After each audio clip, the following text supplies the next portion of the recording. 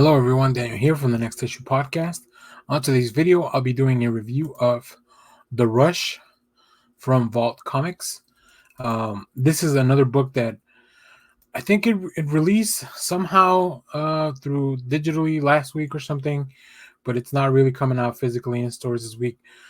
Comics have been pretty weird, along with pretty much everything else with all the supply chain issues and delays and everything. But back to The Rush. This comic is written by Spurrier with art by Nathan Gooden, colors by Addison and letters by Hassan Otsmane-Elhaou. And here's the premise. And I'll skip to the next page because I think this will kind of get us going too. 1899, Yukon Territory, a frozen frontier, bloodied and bruised by the last of the great gold rush. But in the lawless waste to the north, something whispers in the hindbrains of men, drawing them to a blighted valley where giant spider tracks mark the snow and impossible guns roar in the night. To Brokehoof, where gold and blood are mined alike, now stumbling towards its haunted forest, comes a woman, gripped not by greed, but the snarling rage of a mother in search of her child.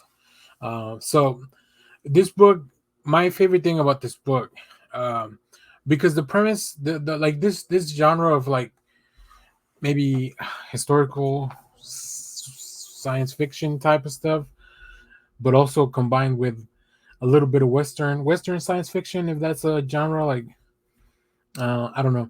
Um, it's not the usual stuff I read, but I did really enjoy how we kind of got dropped into this world and immediately started learning like about the gold rush, why these people are here, why these people are facing the harsh conditions of where we are.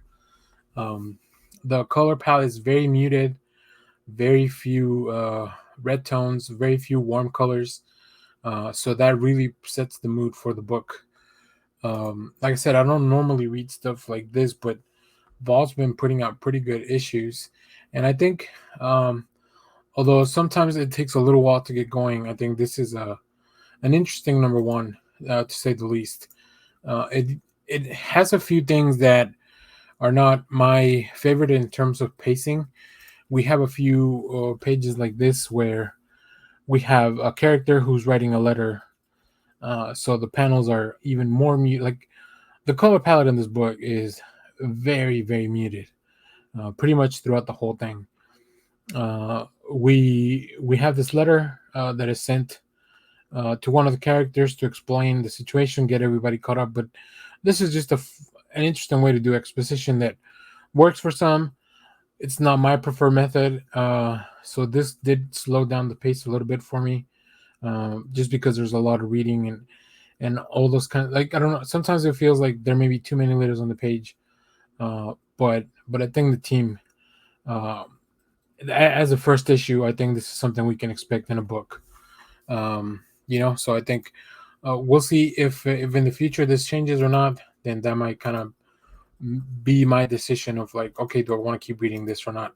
But then we get to something that I really did enjoy, which is as we heard in the synopsis, we know that there's a woman who's looking for her child, and we kind of also get dropped off in the middle of that story, this performance, and this is where, although like I said, the colors are very muted throughout the whole issue, this is probably some of the more vibrant pages here.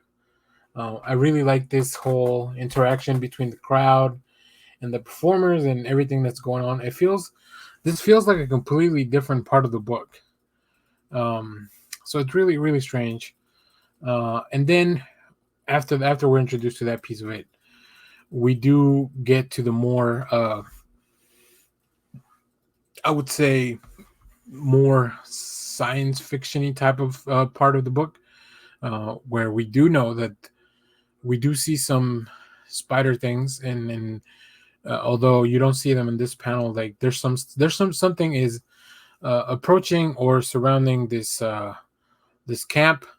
There's something out there, and as you saw on the cover, there's a man with a hat and the tie, like that is kind of a mysterious figure that is surrounding these parts here. I don't want to go too much more into detail. I don't want to spoil anything for anyone. I try to do these reviews with very little spoilers if possible. Uh, but uh, but yeah, I mean, I don't know. Let me know what you guys think of this. Overall, I think it was interesting enough that I want to keep reading. This may be something that I do more as a collection once it's all out, but only because, like I said, this is not my preferred genre of book. Um, but the book did enough things, interestingly enough, to hook me, and I definitely want to come back and figure out what's going on, especially with the middle part, with this mother who's in search of her child, and then also trying to figure out what the creatures that are leaving these giant tracks. Um, that's an interesting mystery, as well as this figure that we see in the front of the cover with the hat, trying to figure out what's going on there. So yeah, but let me know what you thought of the book if you read it. Let me know uh, if you're gonna pick this up. Let us know if there's anything else you want us to review. So yeah, thanks for watching, everyone. Remember to share, like, subscribe, hit the bell so you know when we go live, when we put out videos. We're doing movie reviews, more comics, and then we should be getting back to our lives pretty soon. Also, follow me on social media at Echo Spider. You can kind of see I've been hopping on a few streams from some friends and other channels, and it's a lot of fun to just kind of hang out with people that just want to talk about fun stuff like this. So, thanks for watching, everyone. Bye.